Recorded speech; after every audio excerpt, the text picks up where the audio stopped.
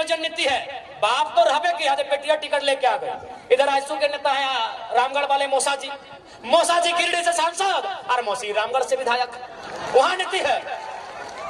इधर आइए दादा का बात करते, हेमंत दादा हिंदे मुख्यमंत्री, भौजी कल्पना गांडे से विधायक, बसंत भाई और दुमका से विधायक।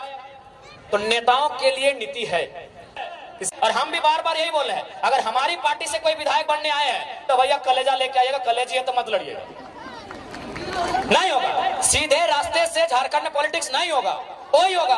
फिर हम जीतेंगे, 2 गो गार्ड आगे रहेगा, 2 गो पीछे रहेगा, वही चलेगा जैसा चल रहा है। 4 गो फार्म हाउस रहेगा, 1 गो घर वाली रहेगी, 2 गो बाहर वाली रहेगी, यही चलेगा। देखिए स्पष्ट कहेंगे, ये जो सिस्टम चल रहा है, इस सिस्टम से ना राज बदलेगा ना राज की तकदीर बदलेगी। इस सिस्टम में जब तक निर्मल जैसे नेता नहीं आएंगे, इस राज को नहीं बदल सकते हैं आप, नहीं बदल सकते हैं। अब वो आपको तय करना है, वो आपको तय करना है, ये राज्य आपका है। हमने अपने 2 साल का एक्सपीरियंस आपको कहा, बकायदा हमने कोयलांचल और कोल्हान में क्या काम मालूम है, हमने कोयलांचल और कोल्हान में तो वोट देने का बात ही नहीं किया।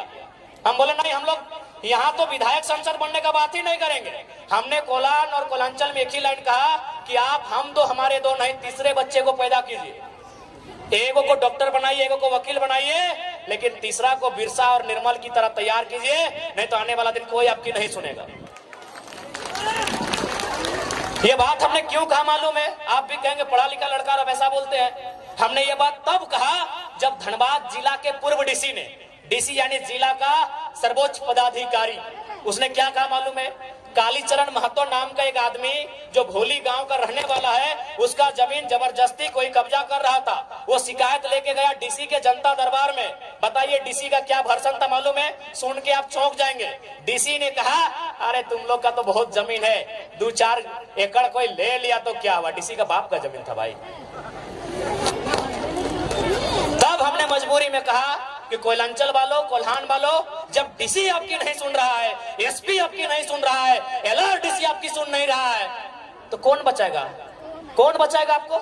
इसीलिए अगर आप चाहते हैं अपना बचाव, तो एगो बेटा या बेटी एक्स्ट्रा पैदा कीजिए। उसके नाम का राशन कार्ड नहीं होगा, उसके नाम का वोटर कार्ड नहीं होगा, उसके नाम का एडमिट कार्ड नहीं होगा, उसके नाम का आधार कार्ड नहीं होगा, वो निर्मल के रास्ते पर चलेगा।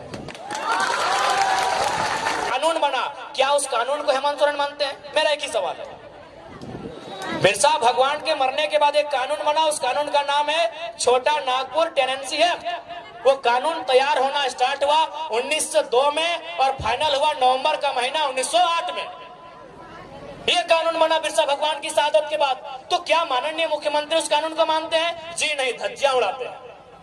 उस कानून की धज्जियां उड़ाते हैं। उनका जमीन रांची में, उनका जमीन रामगढ़ में, उनका जमीन बोकारो में, उनका जमीन धनबाद में, उनका जमीन दुमका में। 5 जिला में हम जानते, बाकी आप जानिए,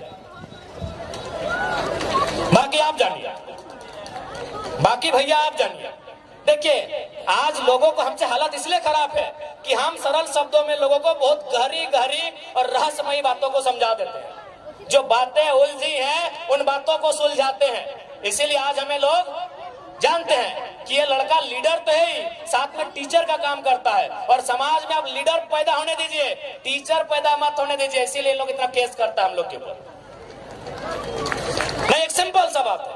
हेमंत सोरेन आदरणीय मुख्यमंत्री, बड़े भाई उनको बोल रहे हैं, बिल्कुल बिरसा भगवान के सिद्धांतों को नहीं मानते हैं। अगर मानते हैं तो चलिए आपसे कहेंगे, आपने जिन, वैसे भी आदिवासी का ही जमीन खरीदा, अभी कितना करोड़ों का था। बोकारो वाला तो पेपर भी देख लीजिए, कटिंग 20 करोड़ बताया जा रहा है उसका अनुमान। आप उस आदिवासी परिवार का जमीन वापस कीजिए, हम मानेंगे आप आदिवासी हितैषी भी हैं और आप बिरसा भगवान को मानने वाले भी हैं। तो इसलिए अगर हम लोग सरकार में आते हैं तो देखिए, मेरा जो दिल कहता है, हम भी चूंकि किसान का बेटा है, हमारा कौम भी जो कुड़मी का अर्थ आता है कोड़ना, कोड़ना यानी मिट्टी कोड़ना। तो हमको भी लगता है चाहे आदिवासी की समस्या है, चाहे गैर आदिवासी रहे, मूलवासी रहे या ओबीसी रहे, किसी की रहे, पहली समस्या जमीन की है। आज हमारी जमीनों को जबरन कब्जा किया जा रहा है, आज जबरन हमारी जमीनों पर फैक्ट्री लगाई जा रही है, आज जबरन हमारी जमीनों पे सड़क पार किया जा रहा है। इसलिए हम लोग सबसे पहले जमीन कानूनों को सुधार करेंगे। अगर जमीन रहेगा तभी हम जिंदा रहेंगे, नहीं तो किसी रेलवे प्लेटफॉर्म में वो कटोरी लेके क्या बोलते हैं, गुलगुलिया, हालांकि माफी चाहते हैं शब्द के लिए, लेकिन जो सच्चाई है कहते हैं वो गुलगुलिया कोई बंजारा बोलता है, वही हमारा और आपका जीवन होगा। क्योंकि गुलगुलिया कोई नदी के किनारे पैदा नहीं हुए हैं, गुलगुलिया आकाश से टपके हुए लोग नहीं है, ना ही धरती को चीर के आए हैं, किसी और नर और नारी ने उनको जन्म दिया है। और वो नर नारी, उसका भी कहीं खेत खलिहान होगा, उसका भी कहीं बाग बगीचा होगा, लेकिन आज उसके पास नहीं है। शायद इसी प्रकार जैसा आज हमारे साथ हो रहा है, उसके साथ 100 साल पहले हुआ होगा। आज जिनको हम बंजारा कहते हैं, आज जिनको हम गुलगुलिया कहते हैं, आज जिनके पास मतलब सर ढकने के लिए छत नहीं है, जिनके पास कदम रखने के लिए एक बित्ता जमीन नहीं है, वो हमेशा ऐसे नहीं थे। उसके बाद जो सबसे महत्वपूर्ण है नौजवान। आज अगर नौजवानों की बात करें तो उनमें निराशा है। आज अगर नौजवानों की बात करें तो 10 साल एक कोचिंग संस्थान को समर्पित करते हैं। आज वो 10 साल 15 साल तैयारी करते हैं। कोई धनबाद में, कोई हजारीबाग में, कोई रांची में, कोई जमशेदपुर में, किसी की आंख की रोशनी चली जाती है, चश्मा चढ़ाना पड़ता है, किसी का पेट बाहर आ जाता है, देखिए सबका थोड़ा थोड़ा आ गया, किसी का पेट बाहर आ जाता है, देखिए किसी के बाल आधा घुस गए हैं, उड़ गए हैं, चेक कर लीजिए, किसी के बाल सफेद हो जाते हैं, लेकिन इंतजार में रहते हैं कि एक परीक्षा हो। अगर परीक्षा को लिखेंगे ना तो कोई दिक्कत नहीं है, बाल नहीं भी रहेंगे, पेट फूल भी जाए, मोटा भी जाए, लेकिन घर परिवार चलेगा। एक नौजवान को सबसे ज्यादा चिंता अपने स्वस्थ शरीर की होती है, लेकिन अपने स्वस्थ शरीर को हम लोग गला देते हैं।